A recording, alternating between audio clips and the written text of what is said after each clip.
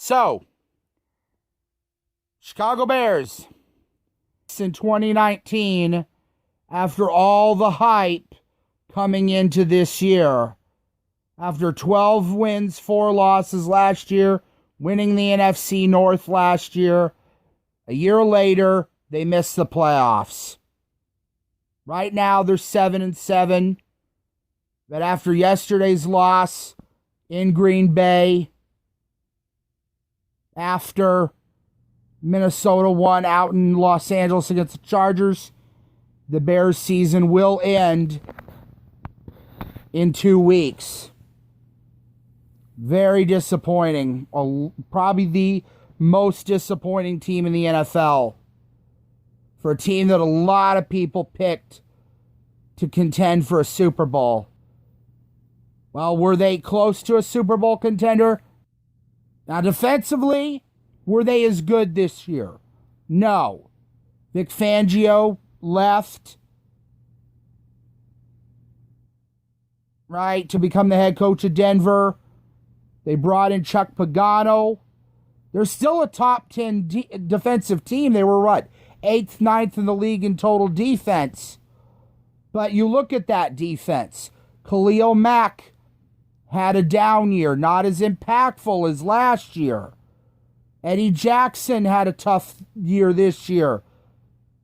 His numbers were down. Akeem Hicks missed a big portion of the season. I mean, I'm starting on defense here. So, while their numbers were down, that's a part of why they didn't make the playoffs. The takeaway, team that had 30 takeaways last year, not as many this year. But that is not the main reason they missed the playoffs. The main reason they missed the playoffs, and it's always been this in the past, is the offense. When you're near the bottom of the league in rushing yards, passing yards,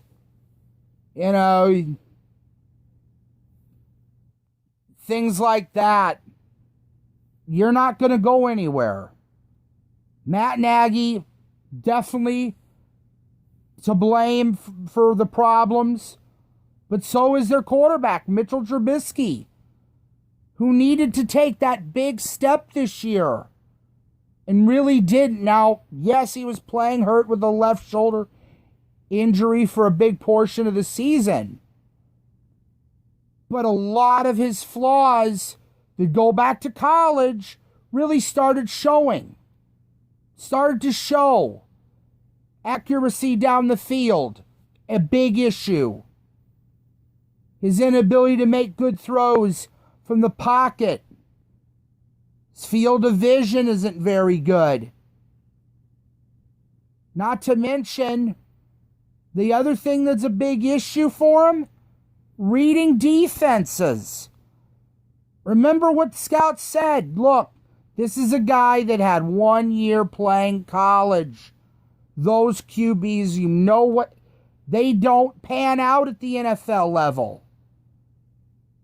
Now, he is under contract for next year, his final year of his rookie contract, but it may be his last chance to really prove himself. I hope he can. I'd like to see him, step up. Now, is it all on Mitch that they didn't make the playoffs? No. Matt Nagy needs to adjust himself. He needs to balance the offense.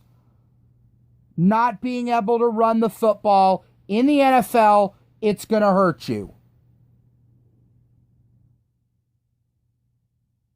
That is the big issue. I mean, he has to readjust. If he doesn't, he'll be out of here in a year. So therefore, he needs to look at himself, his play calling.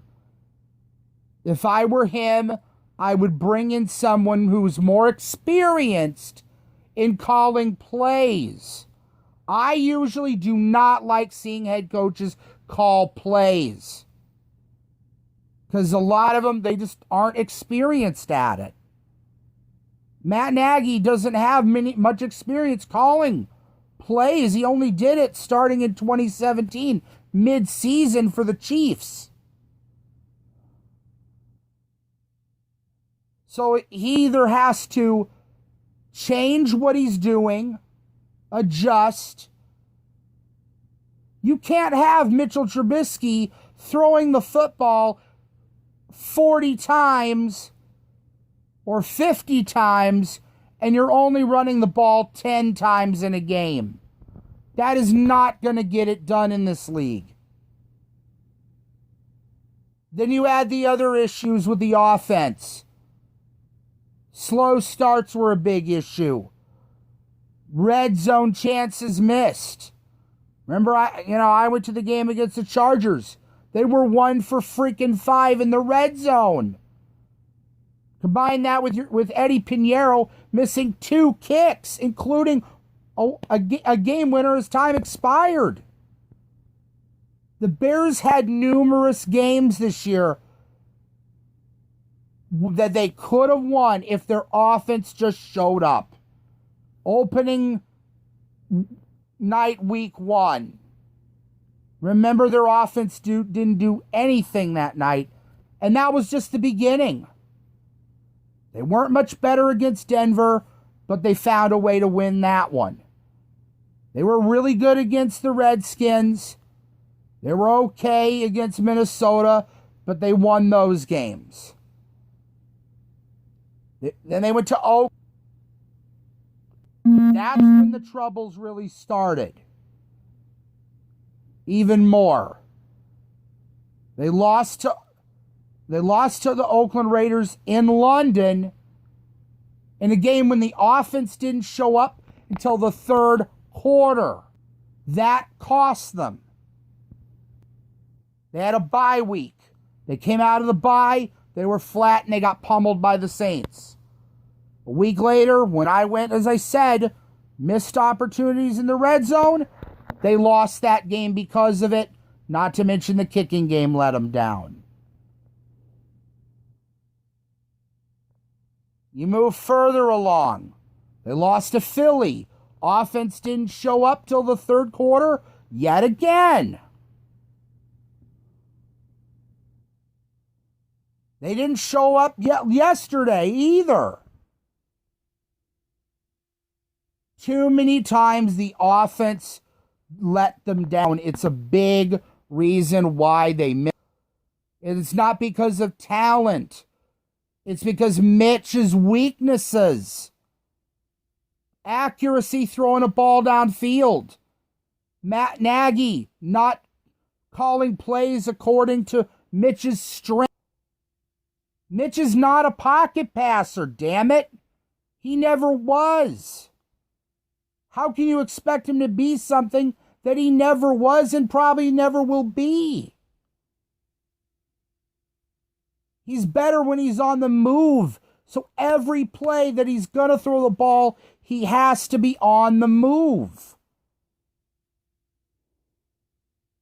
Now, I'm not going to get into Bears' needs for off-season that in this video, but I'll do that in maybe a couple of weeks. It's just breaking down how things have been for them this year.